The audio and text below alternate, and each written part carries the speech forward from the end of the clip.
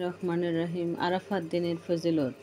জিলহজ মাসের ৯ তারিখ হচ্ছে আরাফাত দিন। এই তারিখে হজরত ইব্রাহিম স্বপ্নযুগে প্রাপ্ত আল্লাহ পাকের নির্দেশ প্রতিপালনের জন্য শিশুপুত্র ইসমাইলকে কোরবানি করার জন্য মিনার নির্জন পাহাড়ের পাদদেশে নিয়ে গিয়েছিলেন।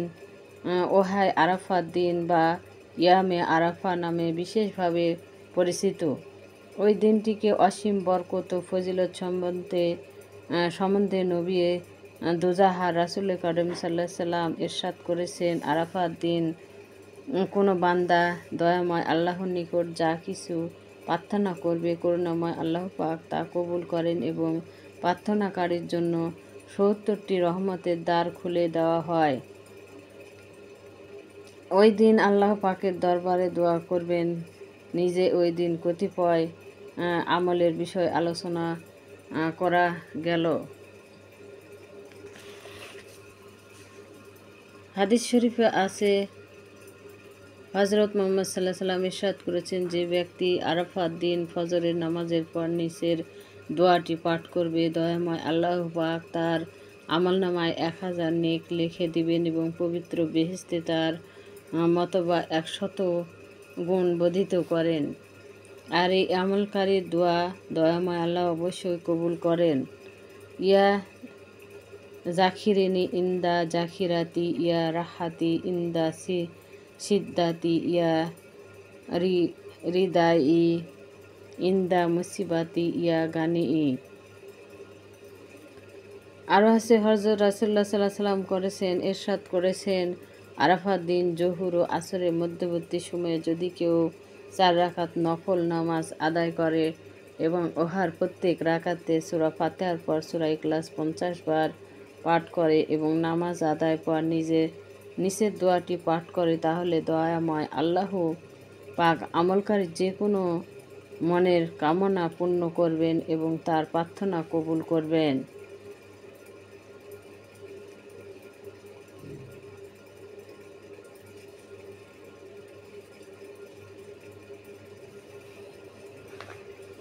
নিচের দোয়াটি, লা ইলাহা ইল্লাল্লাহু আহাদা লা ইয়ালি ওয়াদুহু, লা ইলাহা ইল্লাল্লাহু আহাদা ওয়াজিল বুহুর, লা ইলাহা ইল্লাল্লাহু আদাদা রিয়াহি ফিল বাউয়ারিহি উসুহুর, লা ইলাহা ইল্লাল্লাহু আদাদা শাউকিস শাজার, লা ইলাহা ইল্লাল্লাহু আহাদাল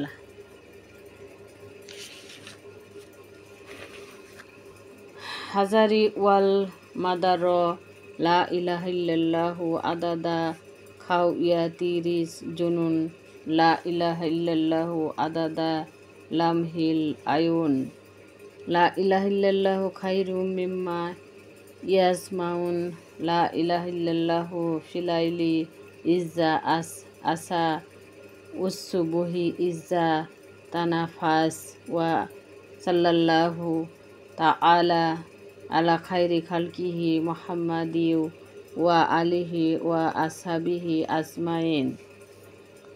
আপনাদের সুবিধার্থে আরেকবার আমি দেখাচ্ছি দোয়া দুইটি। ইয়া জাখিরি ইন্দা জাখিরাতি, ইয়া রাহাতি ইন্দা সিদ্দাতি, ইয়া রিদাই ইন্দা মুসিবাতি, ইয়া গানি ইন্দা ফাকাতি, ইয়া আনিসি ফি ওয়াহুদাতি, ইয়া রাহমাতি ফি উকবাতি, ইয়া দালিলি ফি খাইরাতি বিকা তাওফিকু।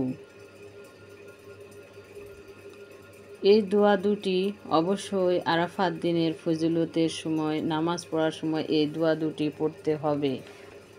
পরের দোয়াটি হলো, লা ইলাহা ইল্লাল্লাহু আদাদাল্লা ইয়ালি উদুহুর, লা ইলাহা ইল্লাল্লাহু আদাদা ওয়াজিল বুহুর, লা ইলাহা ইল্লাল্লাহু আদাদা রিয়াহি ফিল বাউয়ারিহি উসুহুর, লা ইলাহা ইল্লাল্লাহু আদাদা শাউকিস শাজার, লা ইলাহা ইল্লাল্লাহু আদাদাল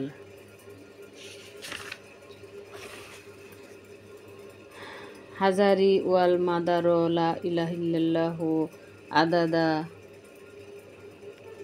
খাও ইয়া তিরিস জুনুন লা ইলাহা ইল্লাল্লাহু আদাদা লামহিল আয়ুন লা ইলাহা ইল্লাল্লাহু খাইরু মিম্মা ইয়াসমাউন লা ইলাহা ইল্লাল্লাহু ফিলাইলি ইজ্জা আসা আসা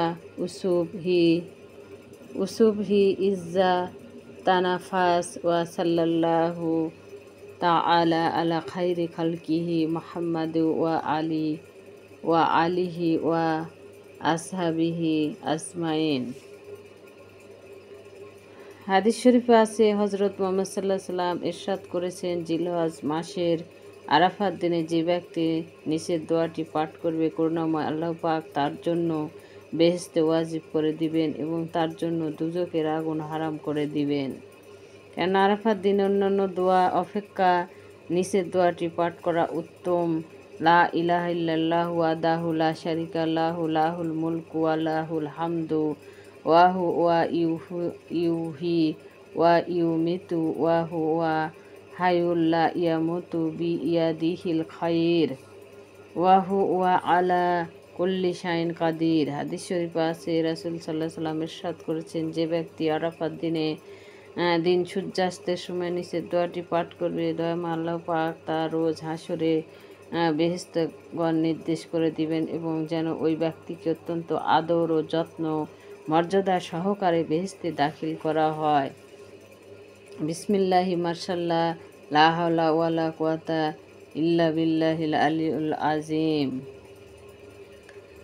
লা ইলাহা ইল্লাল্লাহু ওয়াহদাহু লা শারীকা লাহু লাহুল মুলকু ওয়া লাহুল হামদু ওয়া হুয়া ওয়া ইউমিতু ওয়া হুয়া হাইয়ুল লা ইয়ামুতু বিয়াদিহিল খায়র ওয়া হুয়া আলা কুল্লি শাইইন কাদির। ভিডিওটি ভালো লাগলে অবশ্যই লাইক এবং সাবস্ক্রাইব করবেন, পাশে থাকবেন। আবার যে যেখান থেকে দেখছেন অবশ্যই আল্লাহ তাদেরকে ভালো রাখুন ইনশাল্লাহ।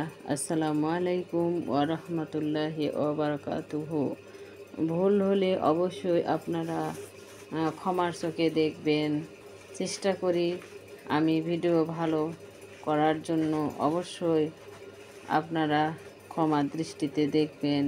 পরিবার নিয়ে ভালো থাকেন, সুস্থ থাকেন, যে যেখান থেকে দেখছেন। আল্লাহ হাফেজ।